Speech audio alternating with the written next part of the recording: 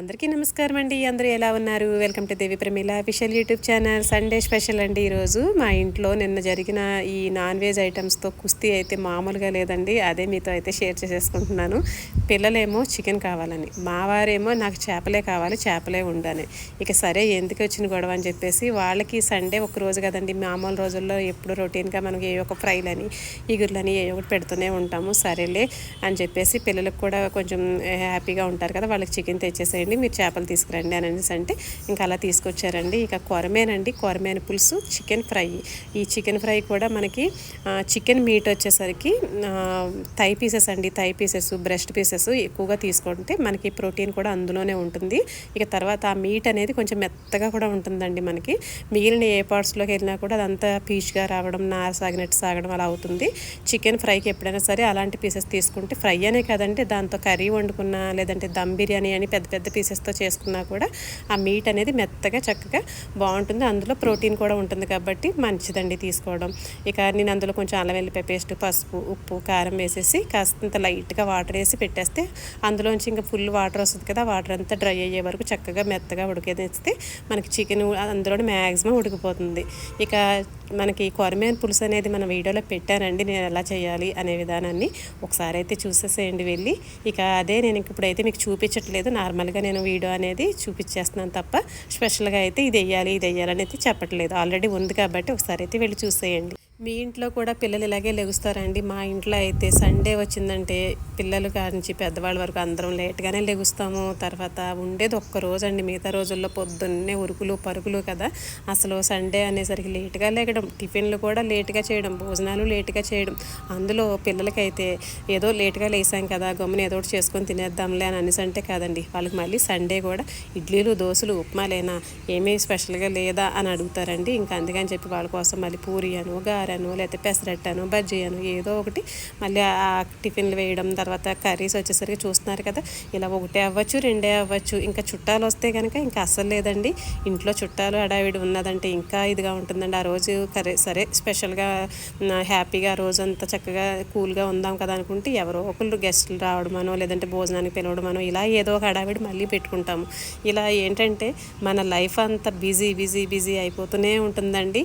Sunday అంటే ఇంకా busy, అంతే కదండి. ప్రతి ఒక్కరి ఇంట్లోనూ అంతే కదా. ఈ చేప ముక్కలకి ముందుగానే ఉప్పు, కారం, నూనె అన్నీ పట్టించి పక్కన పెట్టుకున్నానండి. ఈ నాన్ వెజ్ స్టోర్ చేసే విధానాన్ని మన ఛానల్లో పెట్టానండి, ఒకసారి అయితే చూసేయండి వెళ్ళి. చప్పదనం రాకుండా ఎక్కువగా మీట్ ఉన్నప్పుడు మనం స్టోర్ చేసుకోవచ్చు అనే విధానాన్ని పెట్టాను. ఇక వాటర్ అయితే డ్రై అయిపోయిందండి, కొంచెం ఉన్నది. ఇక ఇప్పుడైతే స్టవ్ ఆఫ్ చేసేసుకొని ఇక ఈలోగా మనం దీనికి గ్రేవీ ఎక్కువగా కావాలనుకున్నప్పుడు ఉల్లిపాయ ముక్కలు ఎక్కువగా కోసుకోవాలండి.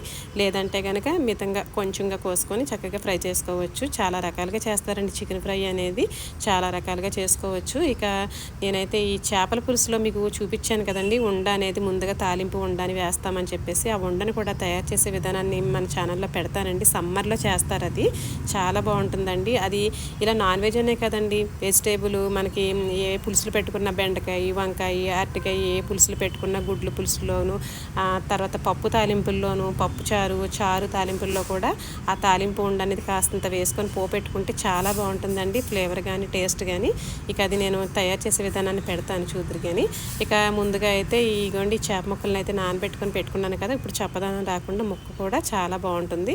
ఇక పులుసులో వేసేసుకొని ఇక కాసేపు ఉడకనిద్దామండి. ఈలోగా మనకి చికెన్ అయితే అయిపోయింది కదా దగ్గరగా. ఇక ఇది పక్కన పెట్టేసుకొని ఫ్రై చేసుకోవడానికి అయితే ఒక మందపాటి గిన్నె అండి. మనకి ఏంటంటే నాన్ వెజ్ కాదండి, వెజిటేబుల్స్ కూడా ఫ్రై చేసుకున్నప్పుడు ఎక్కువగా ఆయిల్ పట్టేస్తూ ఉంటుంది. ఆయిల్ ఎక్కువగా లేకుండా మందపాటి గిన్నెలు ఇలాంటివి తీసుకుంటే, నేనైతే ఐరన్ కడాయి అండి అమ్మ వాళ్ళ ఇంటికంటే తెచ్చుకున్నాను, చాలా మందంగా ఉంటుంది. డీప్ ఫ్రైలకు కానీ లేదంటే ఇలాంటి ఫ్రైలకు కానీ చేసుకోవడానికి చాలా బాగుంటుందండి. కాసింత ఆయిల్లో కొంచెం కరివేపాకు, తర్వాత ఆనియన్స్, పచ్చిమిరపకాయలు వేసి వేగిన తర్వాత ఇక ఈలోగా మనకి ముందుగా చికెన్ అయితే అది వేసి సిమ్లోనే మీడియం ఫ్లేమ్ మీద చక్కగా నిదానంగా ఫ్రై అయితే తర్వాత మసాలాలు మనకి సరిపడా మనకి ఏది కావాలంటే అది, ఎంత కావాలంటే అంత ఫ్లేవర్ని బట్టి చక్కగా వేసుకోవచ్చు టేస్ట్ని కొద్దీ.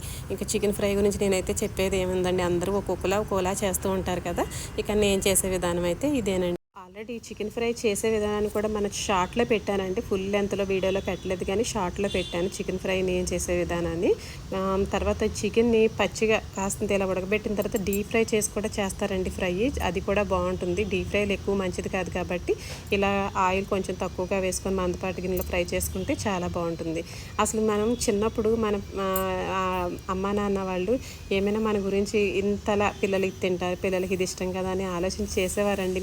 మీ పెద్దవాళ్ళు అయితే, మా పెద్దవాళ్ళు మా టైంలో అయితే కనుక పిల్లలు ఏది పెడితే తినాలి, ఏ చెప్తే చెయ్యాలి, వినాలి, పెద్దల మాట వినాలి అనేటట్టుగానే ఉండేవారండి. ఇప్పుడు అలా కాదండి, మనకైతే పిల్లల గురించి పెద్దవాళ్ళం అలా ఆడిపోతున్నాం కదా, వాళ్ళ గురించి ప్రతిదీ వాళ్ళు ఏం తింటారు, వాళ్ళకి ఏమి ఇష్టం అనేసి ఆలోచించి వాళ్ళకి ఏది కావాలంటే అదే తీసుకురావడం, మనం అడ్జస్ట్ అయిపోతున్నాం తప్ప పిల్లల్ని మాత్రం ఎక్కడా కూడా అడ్జస్ట్ అయ్యేటట్టుగా మనం పెంచట్లేదండి. అదైతే ప్రతి ఇంట్లోనూ ఉండే వాస్తవమే కదండి. ఇక మాకైతే అమ్మాళ్ళు చక్కగా సద్దన్నం పెట్టేసుకొని వెళ్ళిపోతే మార్నింగ్ టిఫిన్లు ఉండే కాదు, ఏమీ ఉండే కదండి. ఎప్పుడైనా వారానికి ఒకసారి చేస్తే చాలా అద్భుతంగా అనిపించవచ్చు. అదే జారుడు ఉప్మా అని, లేదంటే రోట్లో రుబ్బిన ఇడ్లీలో మినపట్టు ఏదో ఒకటి వేసేవారండి.